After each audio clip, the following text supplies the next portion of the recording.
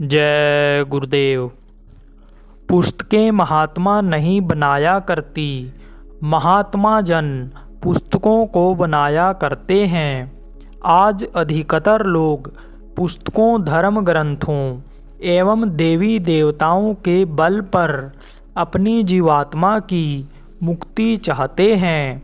जितने भी धर्म ग्रंथ जैसे वेद पुराण, गीता, रामायण, कुरान, बाइबल, त्रिपिटक आदि हैं, उन सब में ऋषि मुनि, संत महात्मा आदि अपने जीवन के अनुभव को एक प्रसाद के रूप में सफ़ेद कागज पर काली स्याही से लिख गए तथा सारांश रूप में प्राणी मात्र को यह आदेश दिया कि जीवन की यात्रा में तुम किसी भी अनुभवी पुरुष की तलाश कर अपने जीव कल्याण का मार्ग पूछ लेना।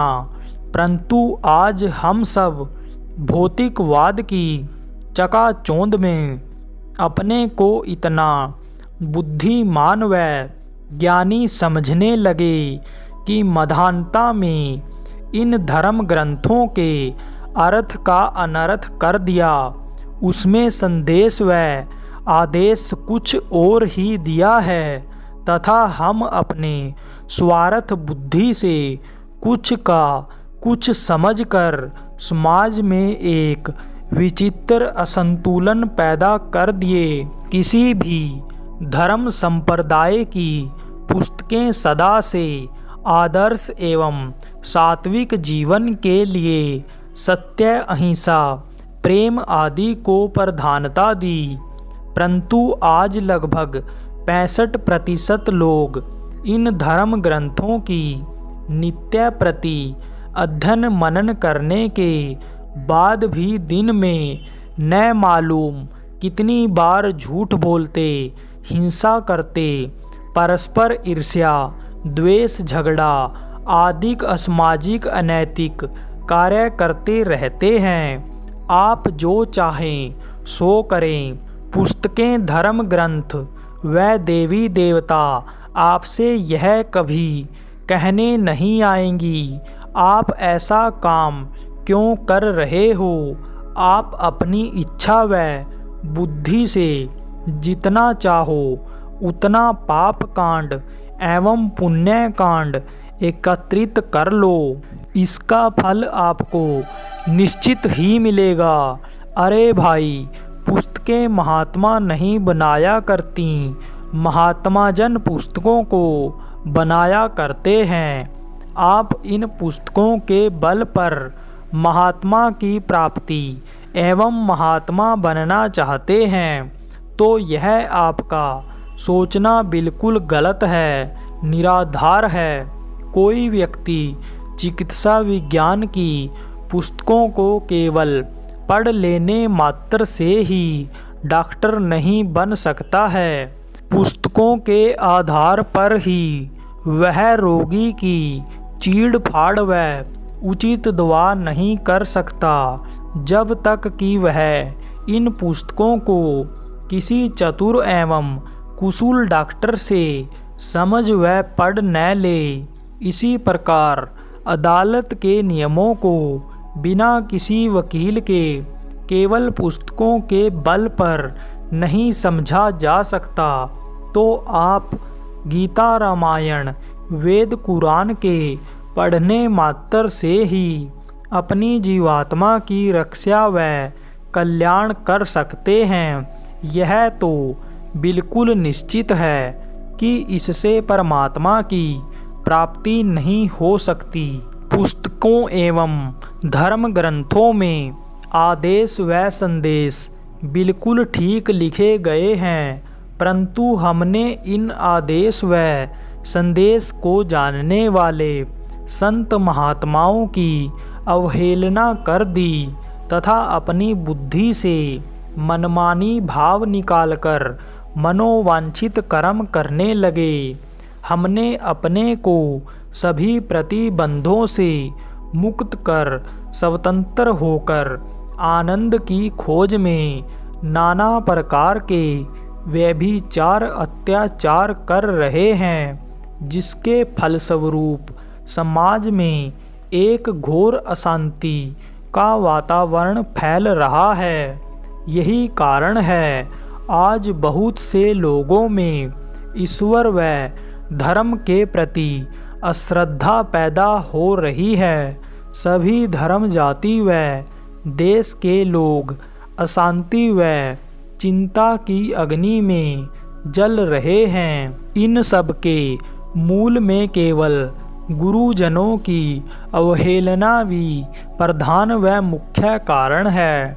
मैं आपको यह बताऊंगा कि लोग आज अपने को धर्म ग्रंथों, गीता, रामायण, वेद पुराण की उलझनों में फंसकर अपनी जीवात्मा का हनन कर रहे हैं। सभी ग्रंथों का मूल आदेश है कि अपने जीव कल्याण के लिए जीवन की यात्रा में संत महात्मा की खोज करके कल्याण का मार्ग पूछकर उस पर चल देना।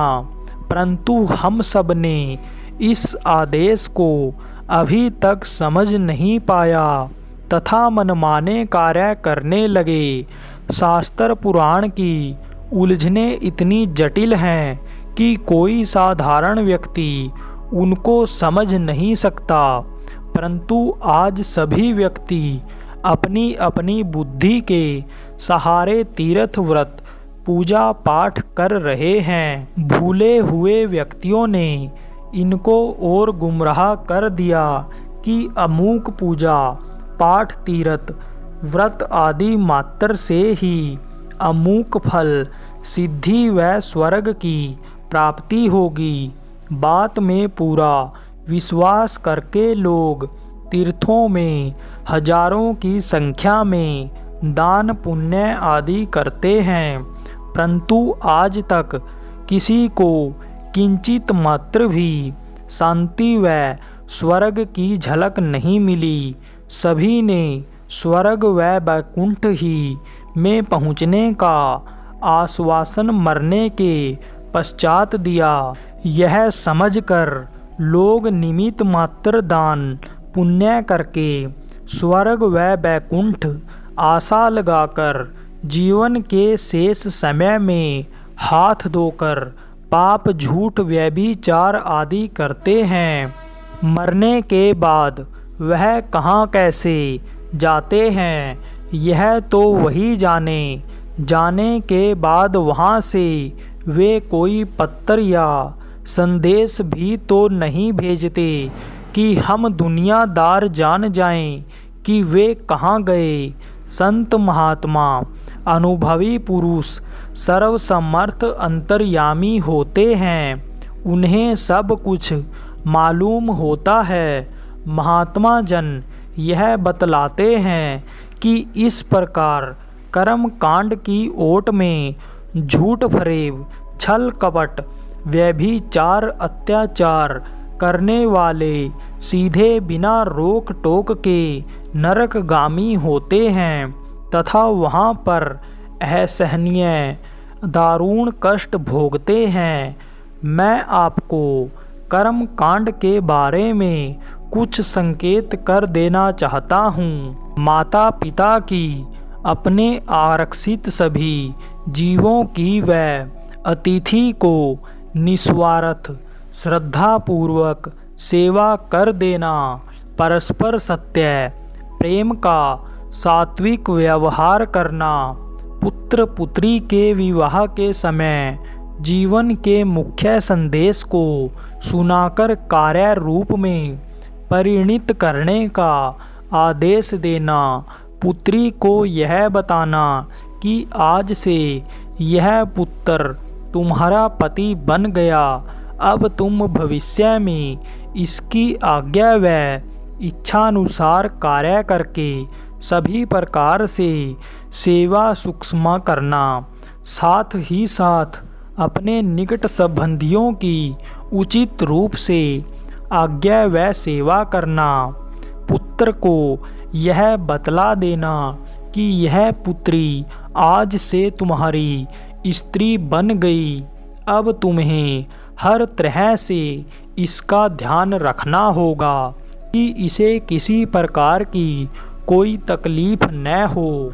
आवश्यक वस्तुओं से हर तरह से इसके काम में सहयोग देते हुए एक दाम्पत्य जीवन बिताना, यह तो वास्तविक कर्म कांड था, परंतु आज हम इससे लाखों कोस दूर होकर मनमानी पाप कांड, पुण्य कांड करते हैं। इसका फल तो यमराज स्वयं अपने विधान के अनुसार देंगे। आज हमने अपने जड़ बुद्धि के सहारे धर्म ग्रंथों की विविध प्रकार से टीका टिप्पणी, आलोचना प्रत्यालोचना करके अपनी बुद्धि को विकृत कर लिया, जो कि आज परिस्थिति में पहुंच गई है कि यह शुभ अशुभ का निर्णय नहीं कर सकती। साथ ही साथ हमने उनको अपना पथ प्रदर्शक बना लिया, जिनको कि अभी कुछ कहना ही नहीं। आप चाहे बुरा करो या अच्छा, उनको इसकी कोई चिंता नहीं। पुस्तकें ग्रंथ पत्थर के बने हुए देवता कभी तुम्हें इस बात की चेतावनी नहीं देंगे कि तुम अमुक काम बुरा कर रहे हो। आज हम सब दुनियादार अनुभवी तत्वदर्शी शक्तियों का आश्रय छोड़कर पुस्तकों व मूर्तियों को ही अपना सर्वस्व मान लिए हैं। आप जो चाहो करो, यह कभी तुमसे यह कहने नहीं आएंगे कि भाई तुम काम गलत कर रहे हो। अंत में आप सब इसी भ्रम व भूल में अपने अमूल्य मनुष्य शरीर को नष्ट करके नरक व 84 के चक्कर में दारुण व असहनीय दुख में पड़ेंगे। इसलिए अपने मनुष्य जीवन को सफल बनाने के लिए जीवन के अंतिम यात्रा तक अनुभवी तत्वदर्शी शक्तियों को खोज करके जीवात्मा के मुक्त होने का मार्ग प्राप्त कर उस पर चल दीजिए। अन्यथा यदि आप शास्त्र पुराण के उलझन में फंस जाएंगे तो निकलना बड़ा कठिन हो जाएगा। इसलिए इन ग्रंथों को पढ़ने समझने के पहले गुरुजनों की शरण में पड़ जावें, जो कि सतलोक से जीवात्मा को जगाने के लिए इस पृथ्वी पर तीर्थराज प्रयाग की भांति भ्रमण करते हैं। वे जैसा पढ़ा दें उसे उसी प्रकार पढ़ लो। फिर जब तुम्हें वह पूरा पक्का कर देंगे, तब तुम बिना पुस्तकों को पढ़े हुए सारी पुस्तकों के विद्वान बन जाओगे। तो क्यों नहीं ऐसी सरल व आसान पद्धति को अपनाते, जिससे कम परीक्षण में ही अधिक प्राप्त कर लें। कल के दृष्टांत के शेष भाग को मैं संक्षेप में आपके सामने रखता हूँ। सिद्ध पुरुष ने कदम अली फकीर साहब की कृपा व दया दृष्टि से सतपुरुष के साक्षात्कार कर लिया। उस समय सिद्ध फकीर के चरणों पर गिर पड़ा तथा उनको गुरु मान लिया। सिद्ध तब कहने लगा कि गुरु ने मुझे पहले ऐनक दी, फिर उसके बाद एक अद्भुत शक्ति वाली दूरबीन दी, जिससे कि मैंने अपने प्रियतम प्रभु का साक्षात्कार किया। यदि गुरु न मिला होता तो कदापि अपने प्रभु का दर्शन न कर पाता। इसलिए गुरु की ऐनक व दूरबीन ही प्रभु को देखने का एकमात्र यंत्र है। सभी मनुष्य मात्र को चाहिए कोई गुरु की सेवा व भक्ति करके उससे अंदर की ऐनक व दूरबीन लेकर उस परम प्रियतम का साक्षात्कार कर लें। मनुष्य जीवन का मुख्य लक्ष्य यही है, इसलिए इसकी पूर्ति करने में मनुष्य मात्र को अन्य कामों की तुलना में इसे प्राथमिकता देनी चाहिए। जय गुरुदेव।